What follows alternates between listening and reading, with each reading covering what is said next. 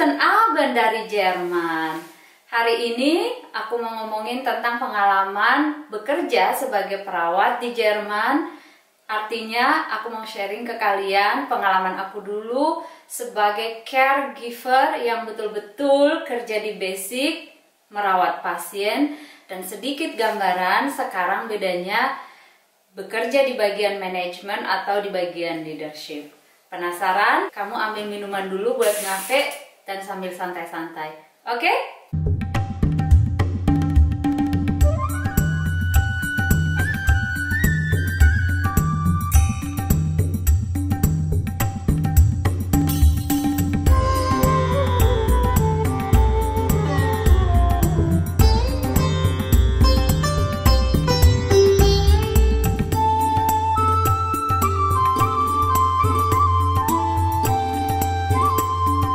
Jadi buat teman-teman yang belum tahu, aku dulu ketika masih ada di Indonesia kuliah S1 keperawatan di salah satu universitas swasta di Jakarta, dan sempat kerja hampir 1 tahun seperti yang aku ceritain di video yang sebelumnya.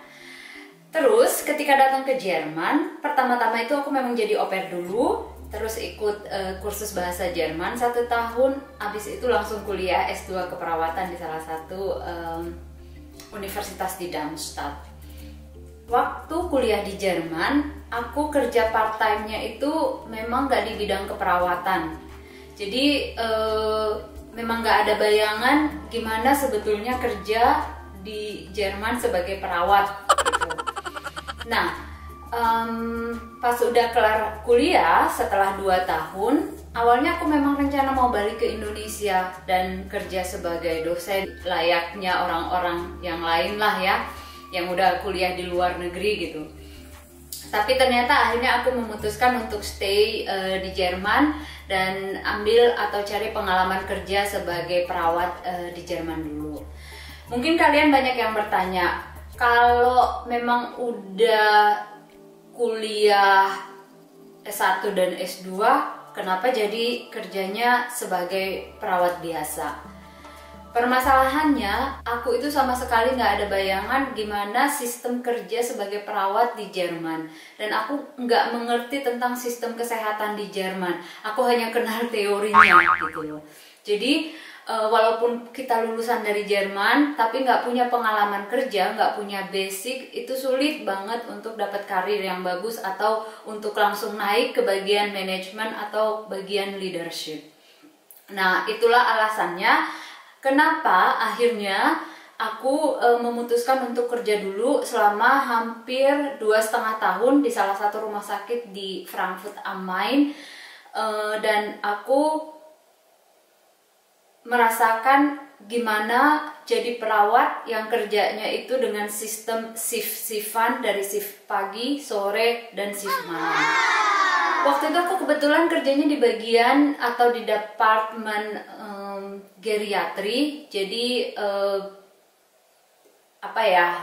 di geriatri itu sendiri banyak mengurusi tentang penyakit-penyakit lansia. Singkat cerita, setelah 2,5 tahun kerja di rumah sakit, aku merasa oke, aku udah punya batu loncatan, aku udah tahu gambaran gimana dunia keperawatan di Jerman gitu. Dan pada saat itu aku memutuskan sekarang saatnya aku untuk step by step menuju ke tahap yang berikutnya.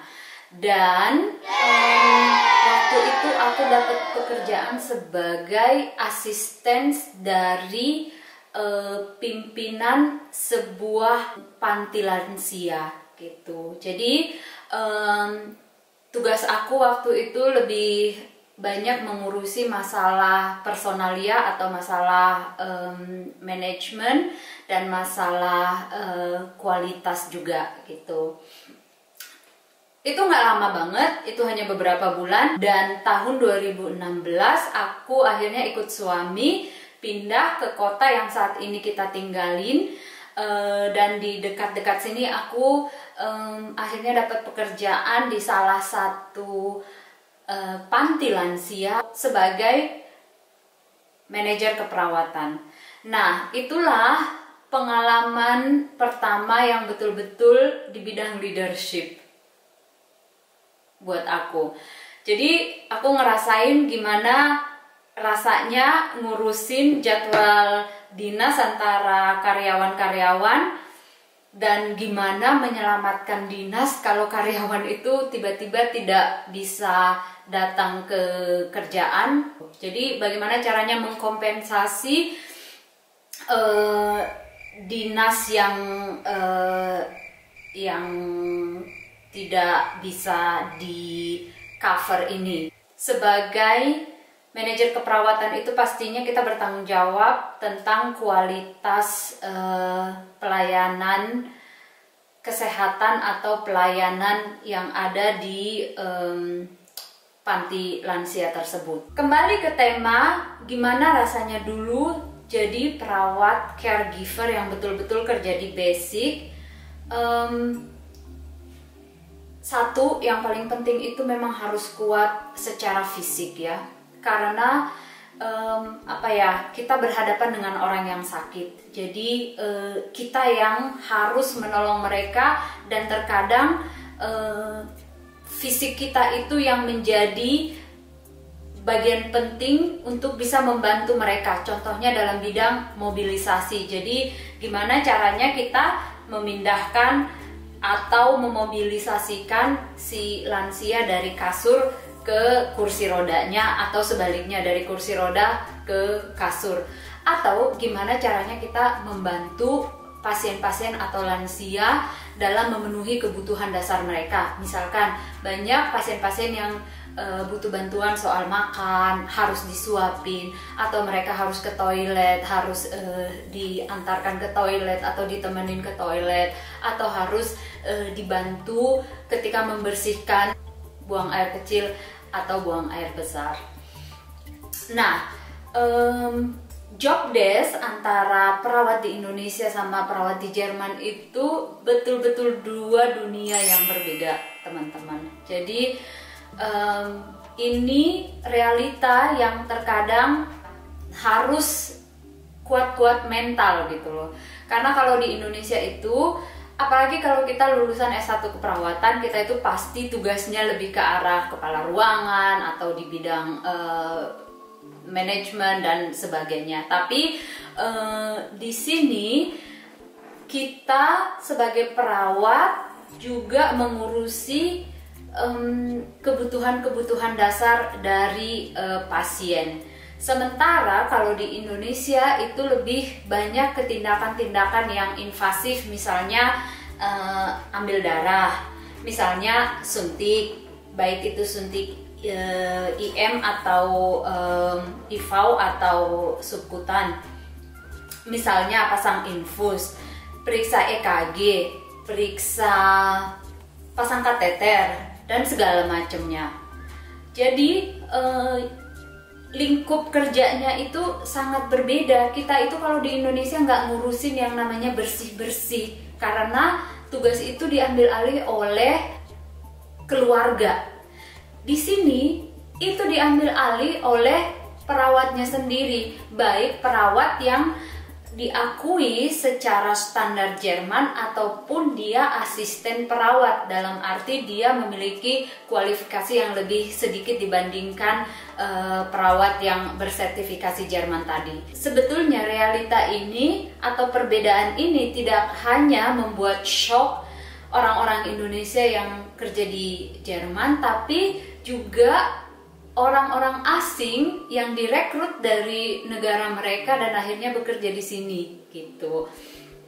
Dan jika teman-teman memilih untuk bekerja ke Jerman atau berkeinginan untuk datang kerja ke Jerman, informasi ini harus betul-betul kalian pahami dan kalian mengerti bahwa nanti kalian itu berkonfrontasi dengan hal-hal yang mungkin kalian tidak pernah alami di Indonesia gitu.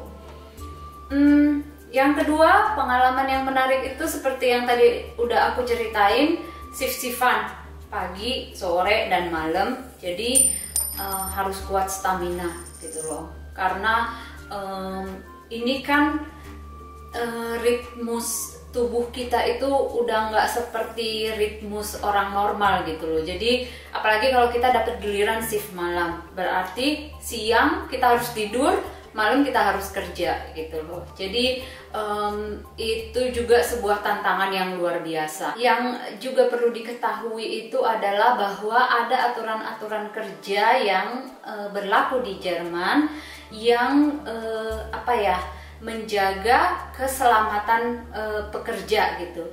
Tidak hanya pekerja imigran, tapi juga untuk seluruh orang-orang yang bekerja di Jerman. Pada dasarnya orang-orang di sini itu bekerja 40 jam dalam seminggu. Dan ada situasi-situasi yang membolehkan kita bekerja lebih dari 40 jam dalam seminggu. Misalnya kalau kita kerja shift malam itu kan panjang banget ya jam kerjanya. Nah, jika seseorang itu kerja dari 40 jam, maka jadwal liburnya harus melebihi dari jumlah jadwal libur orang yang hanya bekerja 40 hari gitu. Yang paling penting lagi adalah masalah gaji. Sebetulnya ada sedikit perbedaan antara yang namanya Krankenschwester atau Krankenpfleger dan yang namanya Altenpfleger atau orang yang bekerja di bidang lansia gitu. Jadi orang yang bekerja di rumah sakit atau Krankenpfleger itu tadi biasanya memang dibayar lebih tinggi dibandingkan yang di bidang lansia tadi. Dan tugasnya juga sedikit berbeda. Ada beberapa hal yang mempengaruhi tingginya gaji perawat di Jerman. Salah satunya tergantung kita tinggal di provinsi mana. Yang kedua, seperti yang saya tadi bilang, apakah kita itu Krankenpfleger atau Altenpfleger. Yang ketiga adalah tempat kita bekerja itu apakah itu institusi pemerintah atau institusi swasta. Dan pastinya faktor pengalaman kerja yang kita bawa itu menjadi salah satu aspek yang mempengaruhi nanti kita dibayarnya berapa gitu. Tapi supaya teman-teman ada gambaran, saya udah searching, jadi 3.000 euro bruto per bulan adalah gaji untuk orang yang bekerja sebagai perawat dan full time di Jerman. Ini adalah gaji bruto. Dalam artian sekitar 40% akan dipotong untuk pembayaran pajak, dan ini berlaku untuk semua orang yang bekerja di Jerman.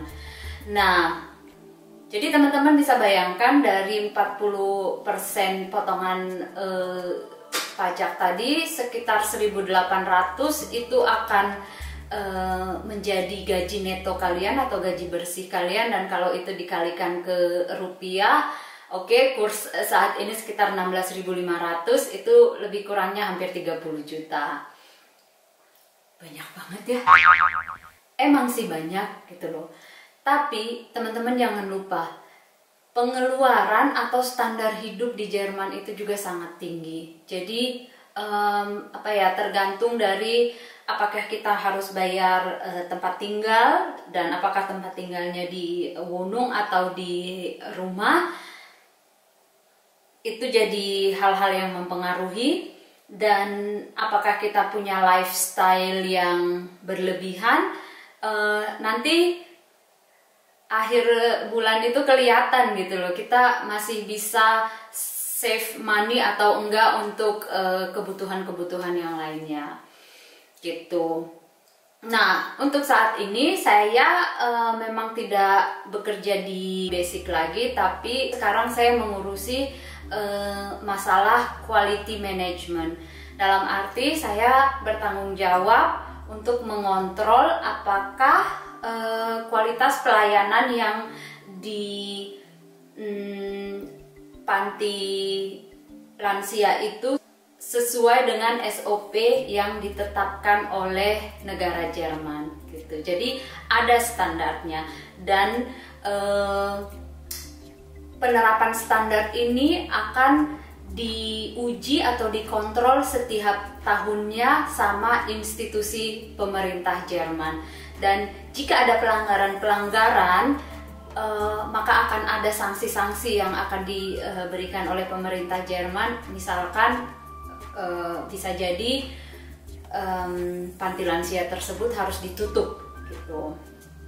Oke, jadi itu yang bisa saya ceritakan tentang pengalaman kerja dulu sebagai perawat basic, perawat yang betul-betul merawat pasien, dan gambaran kira-kira sekarang saya ngurusin apa, tapi tidak lari dari bidang keperawatan atau bidang kesehatan.